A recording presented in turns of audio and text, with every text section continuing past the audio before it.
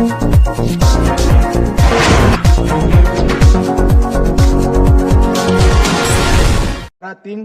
इसमें प्रवेश निषेध का प्रावधान है। कुछ सदस्यों ने इसका विरोध भी किया। राष्ट्रीय सुरक्षा या सार्वजनिक स्वास्थ्य के लिए खतरा पाया जाएगा उसको प्रवेश की अनुमति नहीं दी जाएगी। माननीय देश धर्मशाला नहीं है, जो चाहे जिस उद्देश्य से चाहे यहां आकर रह जाएगा, ऐसा नहीं होगा। कानूनी तरीके से देश के अंदर अपने देश को और हमारे देश को समृद्ध करने कोई आता है तो इसका स्वागत है, मगर सुरक्षा के लिए खतरा है उसको रोकने का प्रावधान करने का हमारी संसद का अधिकार भी। मान्यवर, इसके साथ अब तक जो काली सूची एजेंसियां बनाती थी इसकी कानूनी वैधता कुछ नहीं थी। अब ये ब्लैक लिस्ट को वैधानिक समर्थन देने का यहां पर काम हुआ है। मान्यवर, धारा 4 केंद्र सरकार भारत में प्रवेश के निर्दिष्ट बिंदुओं या बंदरगाहों को अधिसूचित कर सकती है। मान्यवर, किसी भी विदेश के नागरिक को भारत में आना है तो कौन से मार्ग से आना है वो तो तय करना पड़ेगा। हम इसको नोटिफाइड करेंगे। इतनी बड़ी लंबी समुद्री और भू सीमा के अंदर कोई कहीं से भी आ जाएगा, रोकने का कोई प्रावधान नहीं, क्योंकि कुछ लोग मानते हैं कि रोकने की जरूरत ही नहीं। मगर देश ऐसे नहीं चल सकते। देश की सुरक्षा का खतरा है, देश के अर्थतंत्र को नुकसान करने वालों से भी देश के खतरा है, और ड्रग्स और हथियार लेकर आने वालों को भी रोकना पड़ेगा। तो जो निर्दिष्ट किए बिंदुओं के बंदरगाह और विमानगाहों के अलावे कहीं से भी आएगा तो उसको चाहे भूमि सीमा हो, दरियाई सीमा हो या वायु सीमा, वो अधिसूचना के बगैर आएगा तो वो गैर कानूनी माना जाएगा। ब्यूरो ऑफ इमिग्रेशन, उसकी व्याख्या धारा 5 में की है। धारा 6 में विदेशों के पंजीकरण की बात की गई है। धारा 9 में विश्वविद्यालयों, शैक्षणिक संस्थाएं और हॉस्पिटलों का जिम्मेदारी धारा 9 और 10 में तय की है।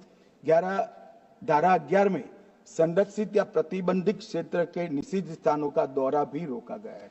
अभी कोई सदस्य कह रहे थे उसको क्यों रोकना चाहिए। हमारी सीमा पर कुछ संवेदनशील स्थान है, वो दुनिया भर के लिए खुले नहीं छोड़ सकते। हमारी सेना के इंस्टॉलेशन है, वो दुनिया भर के लिए खुले नहीं छोड़ सकते हैं। और ये आज का नहीं है, जब आप सरकार में थे तब का है, मगर वो गैर कानूनी तरीके से होता था। अब हमने उसको कानूनी बनाया है क्योंकि हमें हिम्मत है रोकने की। मान्यवर, धारा 18 जुर्माने का भुगतान करने के लिए वाहक का दायित्व तय किया है। 25 में अपराधों का कंपाउंडिंग किया है। और धारा 23 और 24 इस अधिनियम के अन्य उपबंधों के लिए उल्लंघन के लिए जुर्माना और जेल की व्यवस्था इसके अंदर मान्यवर की गई है। धारा 30 में नियम बनाने की शक्ति भारत सरकार को दी है। धारा 15 राष्ट्रीयता का निर्धारण, ये शीर्षक हटाने का काम हमने किया है। धारा 7 बायोमेट्रिक जानकारी लेने को कानूनी बनाया गया है। और एक प्रकार से पूरी व्यवस्था को वैज्ञानिक तरीके से एक कानून में बांधने का काम किया है। मान्यवर, जब आप 2000 किलोमीटर बाढ़ बना देते हो और 112 किलोमीटर नहीं बनाते हो तो कई बार तो ये 2000 किलोमीटर के कोई मायने नहीं। आदमी को घुसने के लिए कितनी जगह चाहिए। तो 112 किलोमीटर जो नदी है, नाले हैं, एक कठिन भौगोलिक परिस्थिति है, वहां से लोग आते हैं। ये सवाल हमें करते हैं, अभी भी किया कि रोहिंग्या दिल्ली तक आ गए, आपके नाक के नीचे आया। मान्यवर, ये बांग्लादेशी घुसपैठिए हो या रोहिंग्याज हो जो घुस कर आते हैं, पहले असम से भी आते थे जब कांग्रेस की सरकार, अब बंगाल से आते हैं टीएमसी की सरकार, घुस कर आते हैं। इनको आधार कार्ड दादा कौन देता है? नागरिक कहां के बने हैं? कहां के बने हैं? जितने बांग्लादेशी पकड़े गए 24 परगना जिले का आधार कार्ड और नागरिकता है मान्यवर। और ये जो आप आधार कार्ड इश्यू करते हो, वो आधार कार्ड लेकर, वो वोटर कार्ड लेकर ये दिल्ली तक आते हैं, आप उनको आधार कार्ड इश्यू न करो, आदमी क्या परिंदा भी पैर नहीं मार पाएगा। और दादा ये सब चीजें भी लंबे समय चलनी नहीं है। 26 में चुनाव है, बंगाल में कमल खिलेगा और पूरा बंद होगा। मान्यवर मुझे भी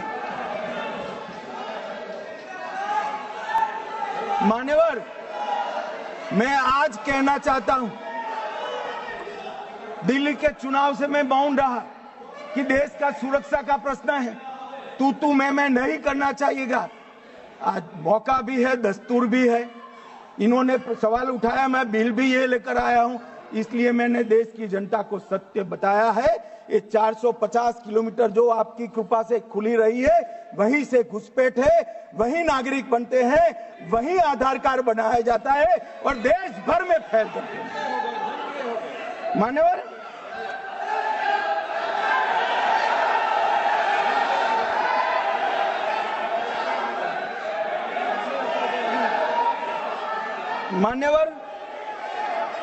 एक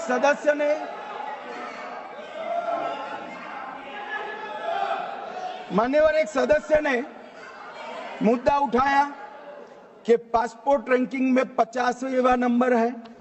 मान्यवर, ऐसा कोई सरकारी सर्वे नहीं है, एक निजी एनजीओ ने सर्वे कर दिया है। अब मुझे ये समझ में नहीं आता, इंडी अलायंस के नेता जब से राहुल गांधी बने हैं, सरकार के अधिकृत डेटा की जगह वो एनजीओ का ही डेटा खंगालते हैं। कई बार तो भाषण भी एनजीओ का दिया हुआ करते थे मान्यवर, और कई बार छापा बगैर का संविधान भी लहरा देते हैं। मुझे मालूम नहीं है क्या हुआ है इस देश को। कनिमोजी जी ने कहा कि इतने सारे तमिल शरणार्थी आए हैं, इसके लिए भारत सरकार की नीति क्या है। बहुत अच्छा मुद्दा मान्यवर, मेरा भी वो शरणार्थियों के लिए दिल इतना भी दुखता है जितना कनिमोजी का दुख। मगर उन्होंने कहा आपकी नीति क्या है। मैं नीति बताता हूं। 1986 से जो भारत सरकार का नीति है, और जब आप 10 साल यूपीए सरकार में थे, तब जो आपका नीति था वही हमारा नीति है।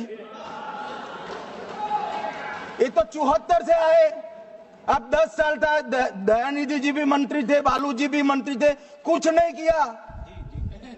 किया। और हमें सवाल कर रहे हैं कि आपने क्या किया। भला आपने कर दिया होता तो हमारे लिए तो बारी ही नहीं आती। मान्यवर, तमिल शरणार्थियों की नीति में हमने फुल स्टॉप कॉमा का बदलाव नहीं किया है। जिस सरकार में डीएम के हिस्सेदार थी, वही नीति को हमने जस का तस अपनाने का काम किया है। अगर कुछ बदलाव करना है तो मुझे देखना, हम सोचेंगे। मान्यवर,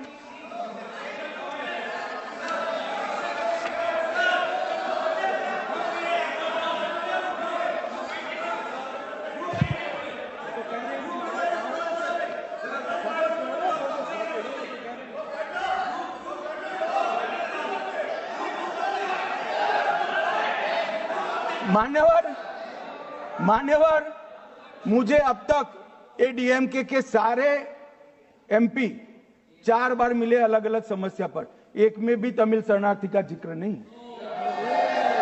और कहते हैं डू समथिंग। भाई आप तो कहते हैं, हमने तो आपकी नीति पर चले, हम माने ये सच्ची होगी। अभी भी आप दीजिए, हम सोचेंगे इस पर।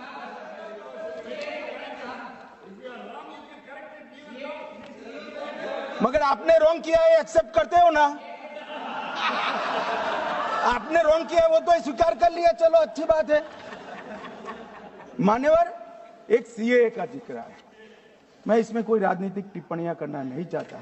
मैं इतना कहना चाहता हूं कि आजादी के वक्त जब आनन फानन में देश का विभाजन किया गया और दोनों ओर भयंकर खूनामार हुई, हजारों बौद्ध, हिंदू, सिख लोग ट्रेन की ट्रेन भरकर काट दिए गए। मान्यवर, तब हमारे देश के नेता गांधी जी, नेहरू जी, सरदार पटेल सबने अपील कहा था कि वहां रह जाइए, अभी स्थिति ठीक नहीं है, बाद में भारत में आपका स्वागत है, आओगे तो अब भारत के ही माने जाओगे।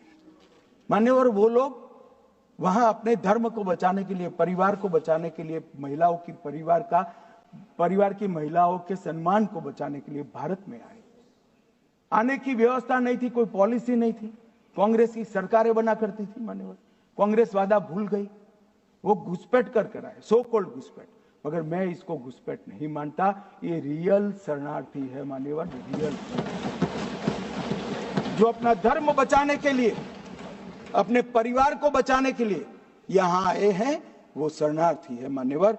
और इसलिए हम सीए लेने के लिए लेकर आए हैं मान्यवर। इसमें कोई भेदभाव नहीं, हिंदू, बौद्ध, सिख, पारसी, क्रिश्चियन, कोई भी जैन, कोई भी व्यक्ति आए, इसका भारत में स्वागत है मान्यवर। हमने कोई भेदभाव नहीं किया है, मगर जो घुसपैठ करने के लिए आते हैं, घुसपैठ करने के लिए आते हैं, उनको जरूर हम रोकेंगे मान्यवर।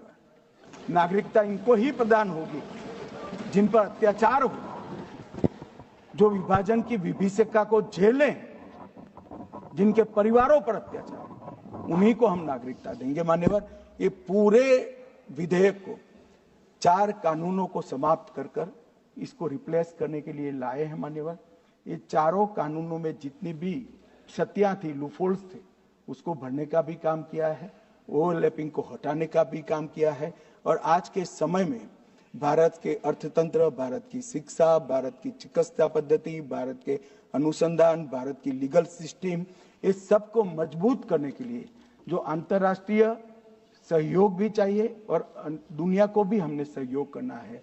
दोनों चीजों को देखकर, परंतु उसमें सबसे पहले देश की सुरक्षा की चिंता कर ये विधेयक लेकर मैं आपके सामने आया हूं मान्यवर। मैं आपके माध्यम से सदन के सभी सदस्यों को निवेदन कर